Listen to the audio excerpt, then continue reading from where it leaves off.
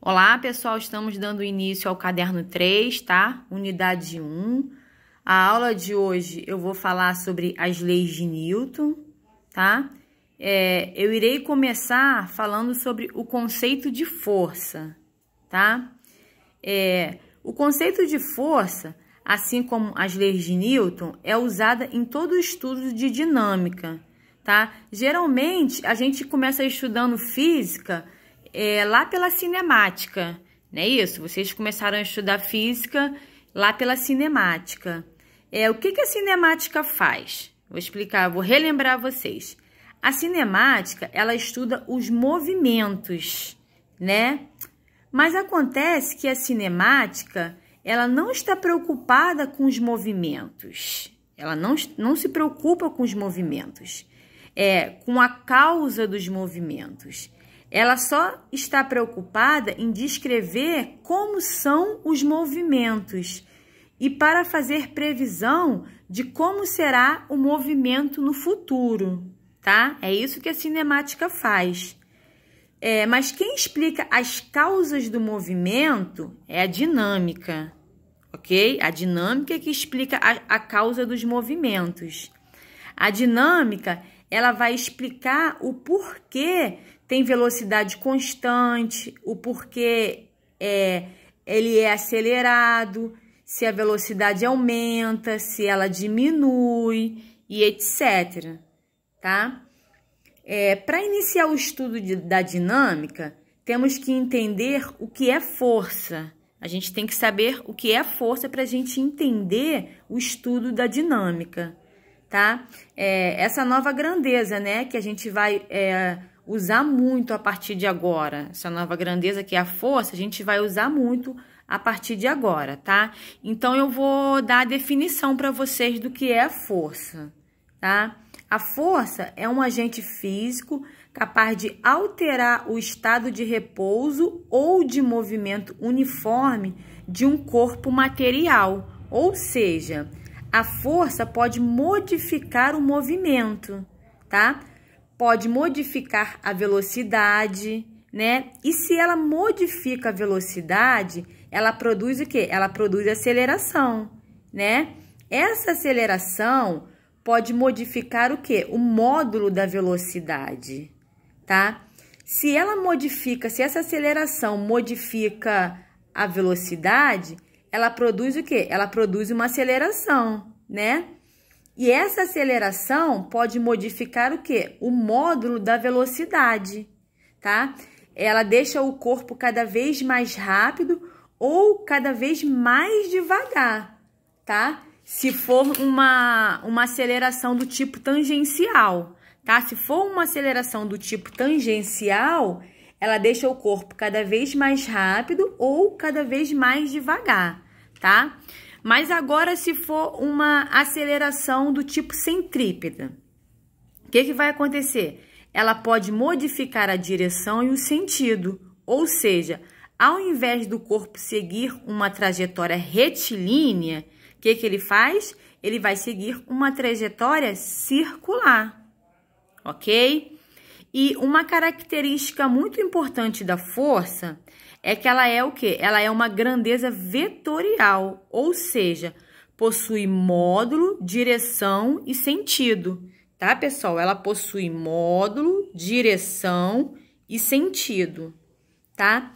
E essa característica vetorial da força, ela traz consequências importantes na hora de resolver as questões, tá? Da gente resolver os exercícios, na hora de entender o resultado da atuação de uma força ou de um conjunto de forças.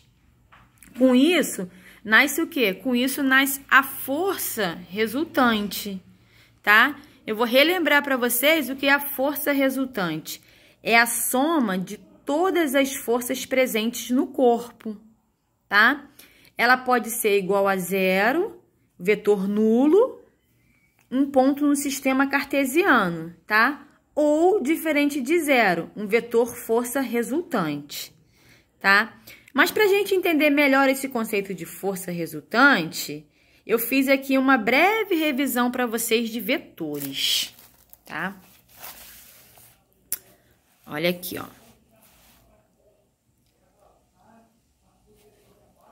Ó, nesse primeiro caso aqui, temos um corpo que atua uma única força. Ó, a gente tem um corpo que atua uma única força de 8 newtons horizontal para a direita, tá?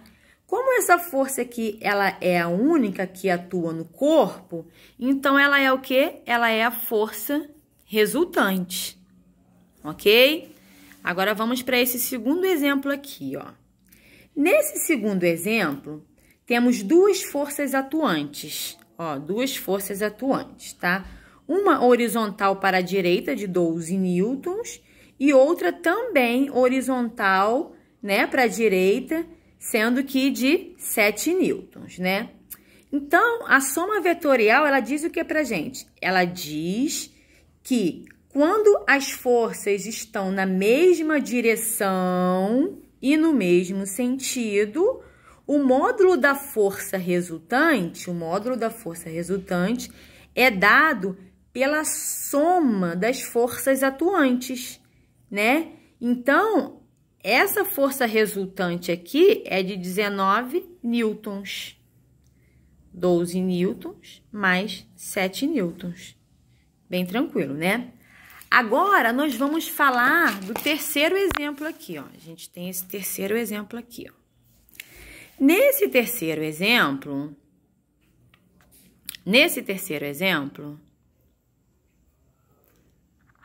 o que vai acontecer aqui, ó? Eu tenho uma força horizontal de 12 newtons para a direita, uma força horizontal de 12 newtons para a direita, e uma força de 8 newtons horizontal para a esquerda, tá? Nesse caso, as forças são de sentidos opostos, né? Uma está para a direita e a outra está para a esquerda. Então, a soma vetorial diz o que pra gente? Que o módulo da força resultante é dado pela subtração das forças atuantes, né? Então, ó, a força resultante, aqui ó, o módulo dela, é dado o quê? É dado pela subtração das forças atuantes, ou seja, 4 newtons, tá? Sempre, pessoal, do maior para o menor, tá? Então, a direção e o sentido da força resultante aqui, ó, a direção e o sentido é na mesma direção e sentido da força atuante, né? Da maior força atuante, ó. A direção e o sentido da força resultante é na mesma direção e sentido da maior força atuante. Quem é a maior força? 12 newtons, não é isso? Então, a força resultante, ela tem um módulo de 4 newtons, né? Horizontal para a direita, tá? Agora eu vou falar uma coisa para vocês. Existem casos, né, que as forças, elas não estão no mesmo sentido, nem em sentidos opostos. Aí, a gente não vai fazer uma simples soma ou subtração de módulos da força atuante, né? Vocês vão ter que fazer o quê? Vocês vão ter que fazer outro cálculo, tá? Mas para relembrar esses casos, vocês podem dar uma olhada lá na matéria de soma de vetores, tá? Agora, eu vou falar para vocês um pouquinho de classificação das forças, tá? As forças são classificadas de acordo com o tipo de interação entre dois corpos, tá? Podendo ser uma força de contato ou de campo. A força de contato são aquelas que só existem quando ocorre contato direto entre os corpos.